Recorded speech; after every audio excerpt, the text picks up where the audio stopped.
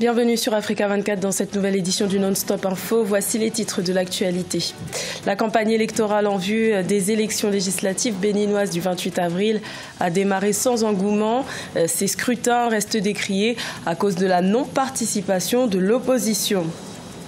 Le Forum de négociation internationale du processus de Kimberley a réuni ses acteurs les 10 et 11 avril dans la capitale congolaise, Kinshasa.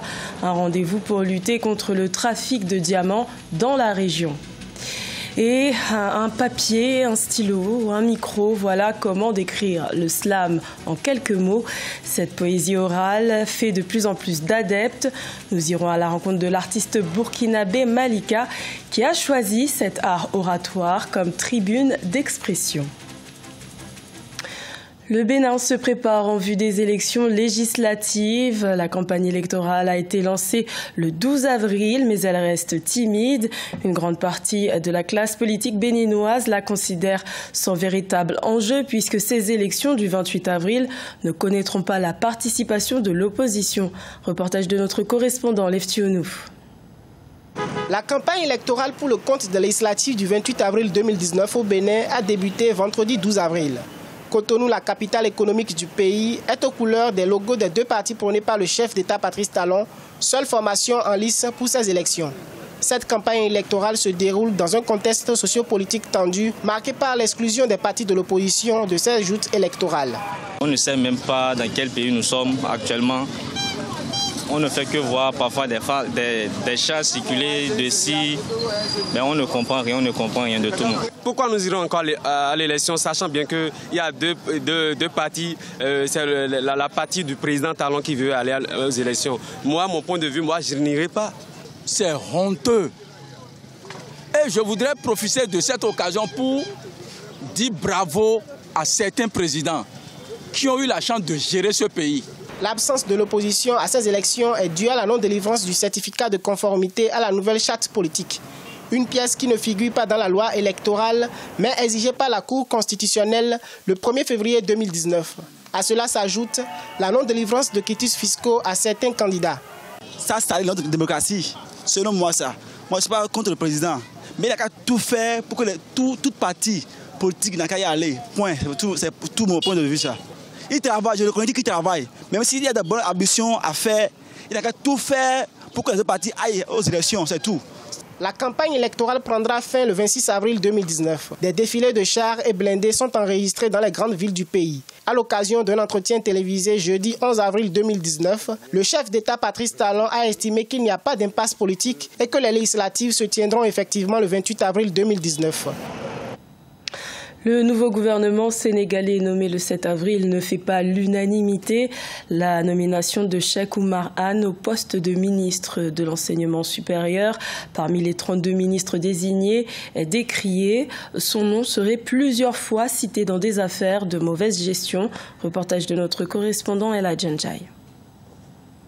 L'entrée au gouvernement du désormais ex-directeur du Centre des œuvres universitaires de Dakar, Cheikh Oumar Anne, au département de l'enseignement supérieur, de la recherche et de l'innovation est décriée par les syndicalistes et certains étudiants. Le nouveau ministre a été épinglé par plusieurs rapports des corps de contrôle de l'État, notamment l'Office national de lutte contre la fraude et la corruption et de l'autorité de régulation des marchés publics pour mauvaise gestion du Centre des œuvres universitaires de Dakar. Vraiment, quand je suis que Cheikh Oumar Anne est devenu le nouveau ministre de l'enseignement supérieur.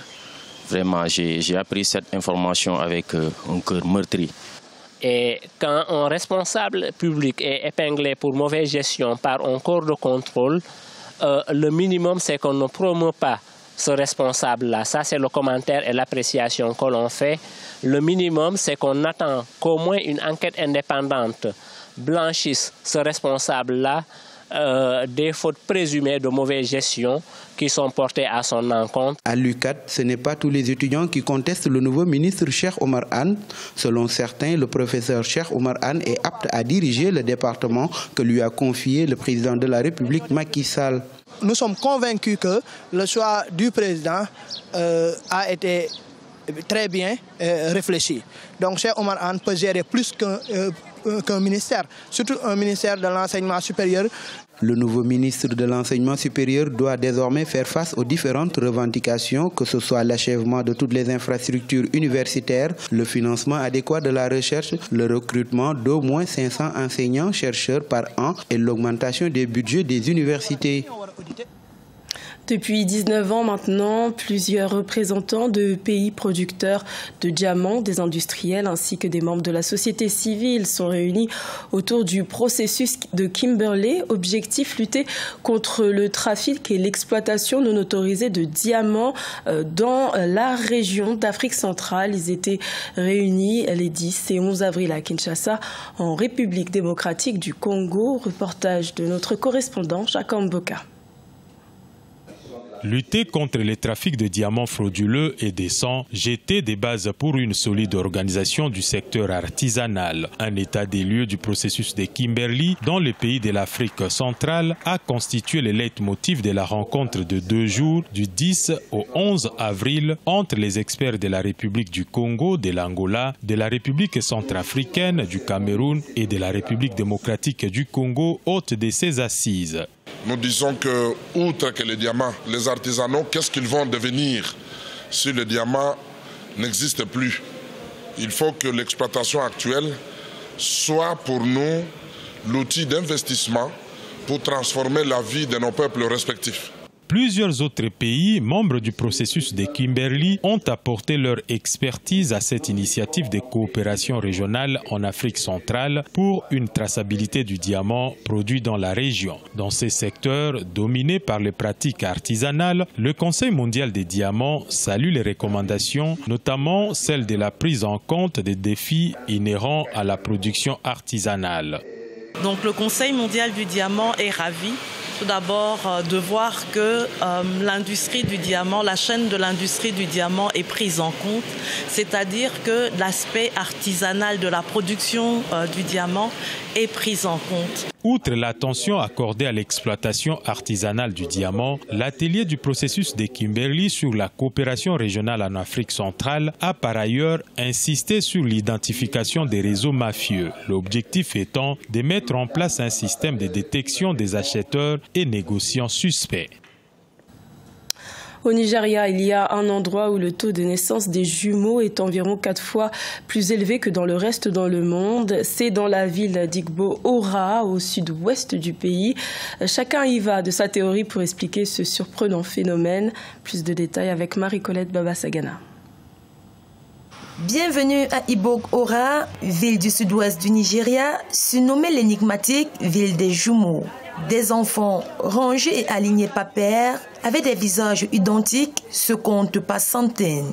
Ici, le taux de naissance gémellaire est environ 4 fois plus élevé que dans le reste du monde. Les habitants, eux, ont leur propre théorie pour expliquer ce phénomène. Il y a tant de jumeaux à Igbo-Ora à cause de la feuille d'okra que nous mangeons. Si les résidents et les visiteurs mangent la feuille de gombo, ils donneront naissance à des jumeaux. Les jumeaux sont courants dans le groupe ethnique Yoruba qui domine le sud-ouest du pays. Une étude réalisée dans les années 1970 par un gynécologue britannique a révélé qu'environ 50 couples de jumeaux étaient nés sur 1000 naissances dans la région. Culturellement, les jumeaux sont reconnus à travers des noms spécifiques, Taiwo pour le jumeau premier-né et Kewint pour le second. Comme je mange beaucoup de feuilles de gombo, j'ai donné naissance à 8 paires de jumeaux. Mais seulement 4 paires sont encore en vie. Les jumeaux sont très bons. Nous avons un festival spécial au cours duquel nous mangeons des haricots et de la bouillie. À Igbo-Ora, les jumeaux suscitent de nombreuses curiosités. Pour l'heure, les scientifiques ne sont pas encore parvenus à élucider ce mystère, même si l'une des raisons plausibles évoquées reste l'aspect héréditaire. Dans les croyances nigérianes, la naissance gémellaire est un bon présage. À la découverte d'une tribune d'expression en vogue, il s'agit du slam. Cette poésie orale permet aux artistes d'être pleinement libres de leur dire et de s'exprimer sous la forme qu'ils désirent. L'artiste burkinabé Malika exerce son talent au pays des hommes intègres. Reportage de notre correspondant Jean-Paul Wedrogo.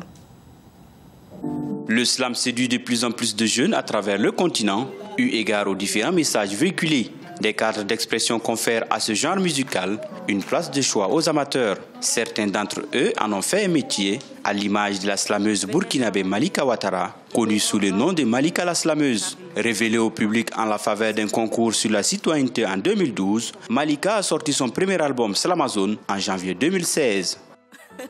On parle comme ça de changement climatique, on parle comme ça de genre, on parle un peu de tous ces mots-là qui nous permettent d'utiliser ce art-là au service du développement de la société.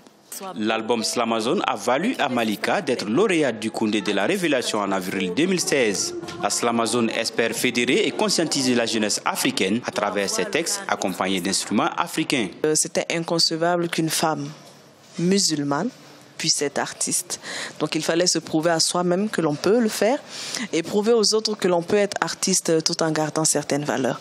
Je pense que la difficulté majeure c'était ça, mais aujourd'hui la difficulté que nous avons c'est d'imposer ce slam-là au niveau de la musique elle-même. Quand on parle de musique dans un festival, que l'on puisse prendre en compte également le volet slam. Aujourd'hui, avec son groupe, Malika la slameuse écume plusieurs scènes de festivals en Afrique, mais aussi en Europe. Titulaire d'un master en communication, Malika est aussi une femme entrepreneur, notamment dans le domaine de l'événementiel. C'était le journal de la rédaction. Merci de l'avoir suivi. L'information continue sur Africa 24.